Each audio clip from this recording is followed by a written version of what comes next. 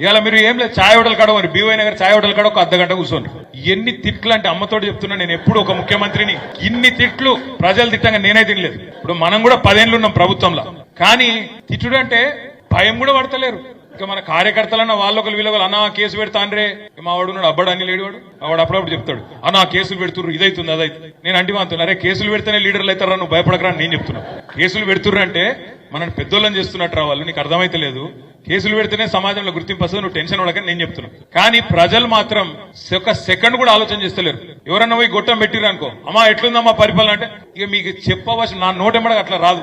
అది ఏం తిట్లు, అవి ఏం మాటలు, అది ఏమి మామూలు తిట్లు కాదు. ఇంకోటి రేషం ఉన్నాడైతే ఇప్పటికి బిల్డింగ్ ఎక్కి దుంకి చచ్చిపోతుండే.